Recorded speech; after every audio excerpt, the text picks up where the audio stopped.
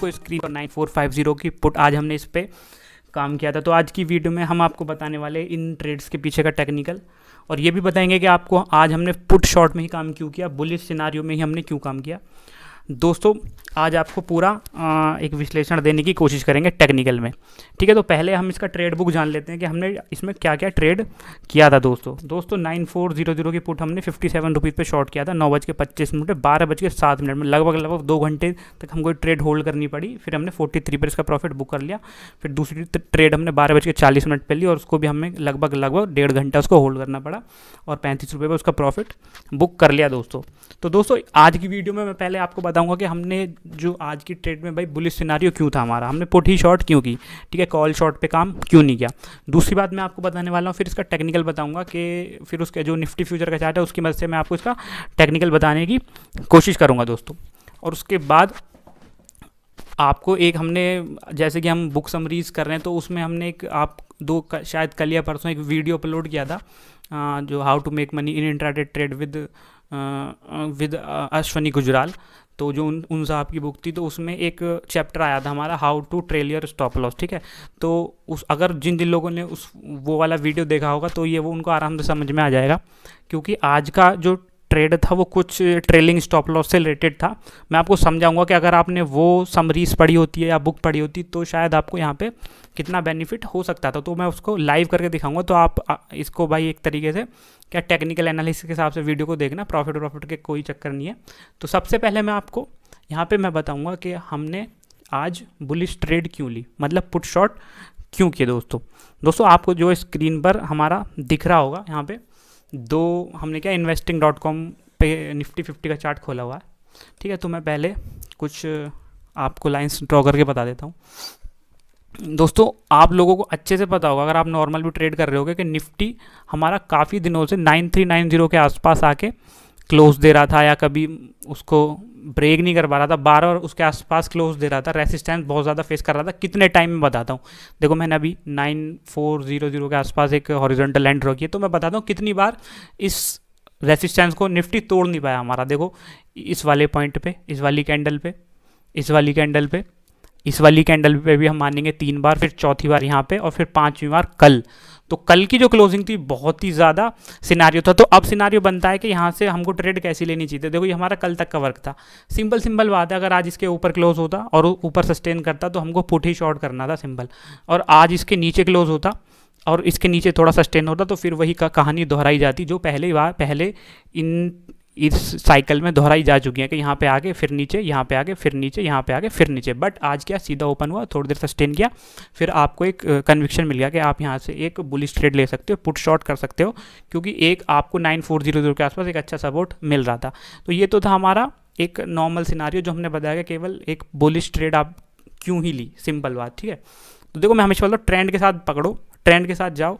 आपको क्या ऐसे अगर आपको पता लग गया कि ऐसे ऐसे हमारा सपोर्ट है ये, तो आपको केवल पुट ही शॉर्ट करने के सिनारियो ढूंढने हैं, सिंपल। आपको ऐसा नहीं है कि यहाँ से रेसिस्टेंस आ गया तो यहाँ से रिवर्सल आ रहा है तो 2-4 पॉइंट के लिए मैं भाई कॉल शॉर्ट कर देता हूँ। आप ऐसा करोगे तो फंस जाओगे, आपका एसएल हिट हो जाएगा। ये सारी जो ट्रेड्स थी 5-5, 10-10 पॉइंट्स के एसएल के साथ मैंने ली थी दोस्तों। आपको पता बिना एसएल के हम काम नहीं करते, ठीक है। तो ये तो था हमारा इसका। अब मैं आपके सामने खोलता हूँ निफ्टी अप्रैल फ्यूचर का चार्ट, ठीक है। इस पर मैं आपको नॉर्मल टेक्निकल बताने की कोशिश करूँगा दोस्तों, ठीक है। तो अभी हम अपने स्टार्ट को खोल लेते हैं दोस्तों। देखो आपके सामने खुल चुका है हमारा, ठीक है। अभी 3:22 हुआ है, मार्केट हमारा अभी ओपन ही है, चल ही रहा है। तो सबसे पहले मैं आपको बता देता हूँ मेरी पहली ट्रेड कहाँ पे मैंने ओपन की थी दोस्तों, ठीक है। उसके बाद फिर उसका हम टेक्निकल बताएंगे। 9:25 बनी थी ये वाली कैंडल, ठीक है, ये वाली। जब देखो यहाँ पे हमारा 9:15 पे मार्केट ओपन हुआ, पहली कैंडल, दूसरी कैंडल, तीसरी कैंडल में जो हमारा वीवेप है इसको ऊपर क्लोज देता और चौथी कैंडल में भी हमारा वीवेप के ऊपर क्लोज देता। तो मेरी सिंपल ये ट्रेड मैंने ओपन की ब्रेकआउट के लिए, और जो मेरा टारगेट जो मैं रखा हुआ था वो मेरा टारगेट सेट था ये वाला 9472। तो अगर देखो मैंने 9435 के आसपास मैंने जो ट्रेड ओपन की थी और 35 पॉइंट के हिसाब से मेरा टारगेट था, नॉट इन फ्यूचर के। अगर मतलब मेरा यहाँ पे निफ्टी अप्रैल फ्यूचर का चार्ट अगर यहाँ पे पहुँच जाता दोस्तों तो मैं अपनी पोजीशन को एग्जिट मार देता, उस टाइम पे प्राइस कुछ भी होता। और दोस्तों फिर आप सोचोगे एसएल, तो एसएल सिंपली बस देखो मार्केट शुरू हुआ है और आपको आपका ट्रेंड आपको पता है, आपने कल तैयारी की है, पर ये आप तो फिर भी यार थोड़ा डाउट तो होता है। तो सिंपली देखो, ये अगर मैंने यहाँ पे ट्रेडली 9435, तो मेरा जो एसएल था ये था मेरा 9427, मतलब जैसे अगर वीवेब के नीचे क्लोज देता मैं तुरंत एग्जिट मार देता दोस्तों, ठीक है।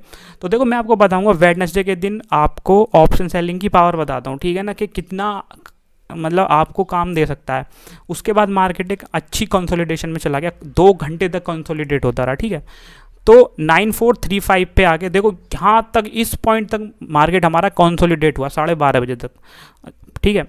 तो हम क्या था, 9435 पे हमने अपनी पोजीशन ओपन की थी, ठीक है, जब हमारा फ्यूचर का प्राइस 9435 था दोस्तों। जब हमारा फ्यूचर का प्राइस 9455 पहुंचा, मैंने तब एग्जिट किया। कितना पॉइंट्स लिया? केवल 20 पॉइंट्स, ठीक है। बट हमारा क्या था, कंसोलिडेशन की वजह से हमको प्रीमियम इफेक्ट काफ़ी मिला, प्रीमियम डिगे काफ़ी मिला। उसकी वजह से हमको तकरीबन कितना हमको पॉइंट्स जो मिले वो 14 पॉइंट्स का प्रॉफिट हो गया। केवल निफ्टी मूव किया केवल 20 पॉइंट। आप ये देखने की कोशिश करो, निफ्टी केवल कितना पॉइंट मूव किया? 20 पॉइंट, पर प्रीमियम डिगे की वजह से, क्योंकि वहीं पे उसी साइकिल में, उसी चेन में निफ्टी ट्रेड कर रहा था। देखो आप, मैंने एक बॉक्स भी बनाया हुआ, इसको मैं बेशक बढ़ा भी देता हूँ। तो उसी पे वहाँ पे ट्रेड करा, उसकी वजह से हमको क्या प्रीमियम डिगे का बेनिफिट मिला दोस्तों। तो केवल 20 पॉइंट में हमको 14 पॉइंट ऑप्शन के मिल गए, तभी हमने अपनी पोजीशन एग्जिट कर दी, ठीक है। फिर हमने वेट किया दोस्तों, और हम वेट करने लग गए कि अब देखो सिंपल बात है, आपने अगर हमारी बुक समरीज पढ़ी होंगी तो उसमें साफ साफ बताया, अच्छे अच्छे ऑथर्स की बुक हमने समरी की हुई है, उसमें बता देगा कि भाई कंसोलिडेशन हो रहा है तो ब्रेकआउट आना है, कोई इसमें कोई दो राय नहीं है, ठीक है। अब ऐसा हो सकता है कि भाई आज ब्रेकआउट ना आए, कल आए, बट सिनारियो कम थे क्योंकि कल हमारी एक्सपायरी है, तो एक्सपायरी पे ऐसे ब्रेकआउट ज़रा कम आते हैं, ठीक है। तो इस वजह से हमारा वो था कि भाई आज ही ब्रेकआउट आना है। तो दोस्तों एक जब मार्केट शांत पड़ जाता है तो उसके बाद हमको ब्रेकआउट का वेट करना है, ठीक है। तो जो अच्छे सिनारियो बन रहे थे, अगर आपको पता लग गया कि भाई मार्केट आज हमारा वैसे हमारे सपोर्ट के ऊपर बोला बुलिश है, तो आप कैसे कैसे ट्रेड ले सकते थे, आप सोच के देखिए। मान लो देखो आपको पता लग रहा है कि यहाँ पे हमारा मार्केट कंसोलिडेट हो रहा है, देखो कंसोलिडेट हो रहा है तब भी आपके फेवर में, क्योंकि अगर आप ऑप्शन सेल करते हो दोस्तों।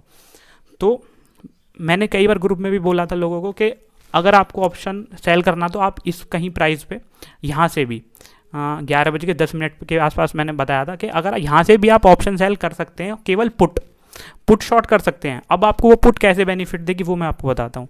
देखिए प्रीमियम डिके का होगा, कंसोलिडेशन चल रहा है वो है। आपको एक बार बता दूं, जब ऐसे मार्केट में कंसोलिडेशन होता है और आपको पता है कल के सपोर्ट के ऊपर मार्केट खुला है, तो मोस्ट प्रोबेबली ज़्यादा से ज़्यादा चांस है कि वो मार्केट हमारा ऊपर ही जाएगा। ब्रेकआउट भी होगा तो ऊपर की डायरेक्शन में ही होगा। तो अगर आप पुट शॉर्ट करेंगे तो आपको एक तो कंसोलिडेशन से बेनिफिट मिलेगा, दूसरा आपको अगर ब्रेकआउट होता है तब भी आपको बेनिफिट मिलेगा। तो अपनी आप, और मैंने उनको बताया था कि अगर आप यहाँ पे पुट शॉर्ट करते हैं दोस्तों, तो आप अपने वीवेब के नीचे आप अपना एसएल रखिए, ठीक है ना। वैसे आप अपनी सेफ्टी के लिए 10 पॉइंट्स का रख लेते हैं, बट वो ऐसा कोई फिक्स नहीं है कि 10 पॉइंट ही होंगे। जैसे ही मार्केट आपका वीवेब के नीचे ट्रेड करने लगता है तो आप उसको तुरंत एग्जिट मार दीजिए, चाहे वो 4 पे पहुंचे या 5 पे पॉइंट, ऐसे आपको रखना है, ठीक है। फिर हमने वेट किया, दूसरा हमने इस वाली कैंडल के ऊपर, मतलब जो हमारा पीवोट का 9472 का सब वो जो रेसिस्टेंस, इसको ब्रेक किया। तो इस कैंडल पे कहीं हमने यहाँ पे ट्रेड डाला, दूसरा ट्रेड डाला 9450 की पुट, जिसको हमने 49 रुपीज़ पे शॉर्ट किया। अब उसके बाद फिर मार्केट हमारा कंसोलिडेशन में चला गया। इस ट्रेड को लेने के बाद हमारा सीधा सिंपल था कि हमारा जो नेक्स्ट टारगेट होगा वो होगा हमारा 9526, सिंपल। ये मैंने ग्रुप में भी अपडेट किया था दोस्तों, ठीक है। 9526 जो है ये हमारा नेक्स्ट टारगेट होगा। उसके बाद मार्केट फिर हमारा एक कंसोलिडेशन में जाता है। तो देखो कंसोलिडेशन हो रहा है, अगर बुलिश मार्केट में कंसोलिडेशन हो रहा है तो पुट, जिन्होंने पुट शॉर्ट किया उनको घबराने की ज़रूरत नहीं है। आप अपना एसएल इंटैक्ट रखो यार, कोई प्रॉब्लम नहीं, क्योंकि ब्रेकआउट आना है वो ऊपर की साइड में ही आएगा। उसके बाद तो फिर देखो आपको बताइए, फिर मार्केट ने अपना जो पहला सपोर्ट था, जो रेसिस्टेंस था, वो टच किया है 9593 के पास, उसके बाद थोड़ा रिट्रेस हुआ है, ठीक है। तो ये तो थी हमारी ट्रेड समरी, ट्रेड लेने की समरी। देखो मैं आपको एक मेन चीज़ बताता हूँ कि हमने एक बुक समरी की थी, how to make money in intraday trade.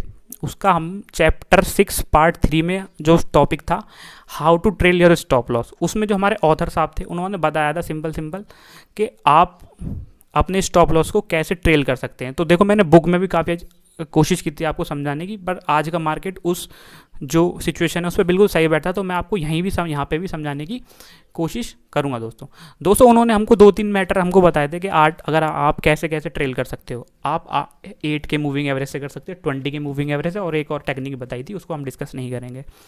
तो उन्होंने कुछ 2-3 ट्रिक्स डेवलप बताई थी हमको।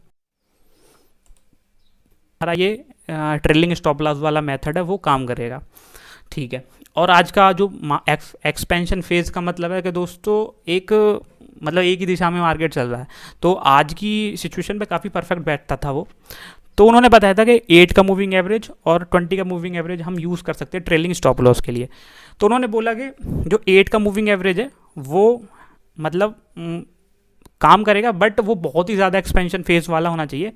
तो ऐसी सिचुएशन के लिए 20 का मूविंग एवरेज काफ़ी परफेक्ट बैठता है, जो कि हमारी देखो जो मैं अभी लाइन आपको दिख रही है आसमानी कलर की, ये हमारी 20 डेज़ की मूविंग एवरेज है। ऐसे सिचुएशन पूरा परफेक्ट बैठता है। तो उन्होंने ये बोला था कि आपको ट्रेड लेनी है और तब तक वेट करना, तब तक आपको ट्रेड में बने रहना है, तब तक जब तक मार्केट हमारा 20 की मूविंग एवरेज के नीचे क्लोज नहीं दे देता है। सिंपल है। तो आप मुझे यहाँ से मार्केट ओपन हुआ है 9:15 पे, ठीक है। आप मुझे 2 या 3 सिनारियो बता दो दोस्तों पूरे दिन भर में कि मार्केट कहीं भी किसी भी पॉइंट पे 20 डेज़ की मूविंग एवरेज के नीचे क्लोज दिया हो, ठीक है। 1-2 जगह दिया है लिटिल सा, वो भी मैं आपको बताऊंगा, और वहाँ पे मैं बताऊंगा कि वहाँ पे भी मैंने पोजीशन स्क्वायर ऑफ क्यों नहीं की। हालांकि मैं ट्रेंड को पूरा राइड नहीं कर पाया, मैं 9520 के आसपास निकल के, हालांकि उसके बाद 25 पॉइंट का एक मूव हो रहा था, सॉरी 60-70 पॉइंट्स का मूव आया था।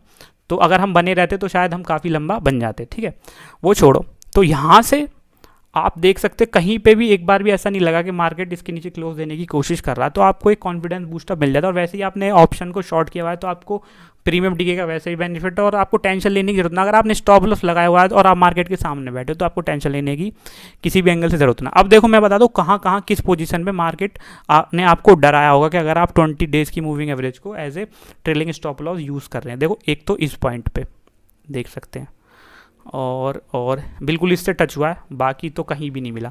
अगर मान लो इसके नीचे भी हल्का सा क्लोज दिया तो आप यहाँ पे बने रह सकते हैं। क्यों बने रह सकते हैं? इसलिए बने रह सकते हैं दोस्तों, कुछ भी फिक्स नहीं है। अगर ऑथर साहब ने बता दिया ठीक है, उन्होंने बिल्कुल अपनी जगह सही बताया, बट आपको भी हल्की मॉडिफिकेशन करनी पड़ेगी।